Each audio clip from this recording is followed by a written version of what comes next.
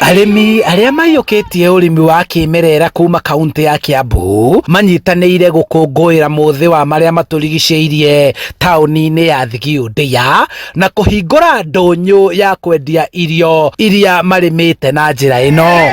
Tugakorwo tuhetwo handũ ha kwenderia irio citũ ta arimi aria makoragwo me organic. O ta ũrĩa arĩmi aya angĩ marĩmaga na ndawa makoragwo mahetwo kwa kwenderia, ona arĩmi organic matige kũigwo na hau nja, tuheo handũ thĩinĩ wa thoko icio. Ngwatanĩro na ikundi iria inyitagĩrĩra arĩmi aya igĩthiĩ na mbere kũhinyĩrĩria mbunge cia kaunti kũhĩtũkia watho wa kũramata ũrĩmi ũyũ na watho ũrĩa ũkũmahotithia kũũtheremia na arĩmi kũheagwo indo na mbegũ cia kĩmerera. Turateithĩka tondu rĩera tutirathũkia rĩera na ndawa, na nĩ turahanda kinya mĩtĩ to mũthĩ tũgũkũngũagĩra ũhoro wa ũhandi wa mĩtĩ kana mazingira nĩ tutharagĩrio rĩera na tukamenya twahanda irio cia kĩmerera rĩera nĩ rĩgũthera ona mĩgũnda itũ nĩ kwagĩra.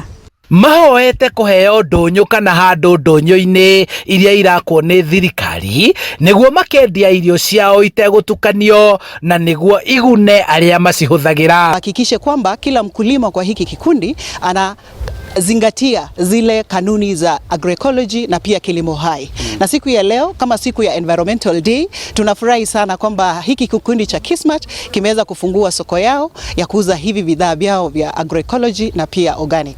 Ũrĩmi ũyũ ũkoretwo ũiyũkĩtio na gĩkĩro kĩnene kuona nĩ ũnyihĩtie ũhũthĩri wa ndawa ndũrũ na fertilizer iria irũragia tĩri na kũgarũra mĩgũnda ĩrĩa rĩu ĩcoketie ũnoru wa tĩri na gũkagĩa bũthi wa magetha maiganu ma kũiga ikũmbĩ na ma kwendio. Zote zenye ziko kwa soko yetu kuna wendi wa arĩmi aya nĩ korwo no maheo handũ mwanya ndũnyũ-inĩ iria irakwo nĩ thirikari matũra-inĩ nĩguo makahota kwendia irio ici iria irĩmĩtwo na njĩra ya ũndũire itegũtukanio na ingĩ.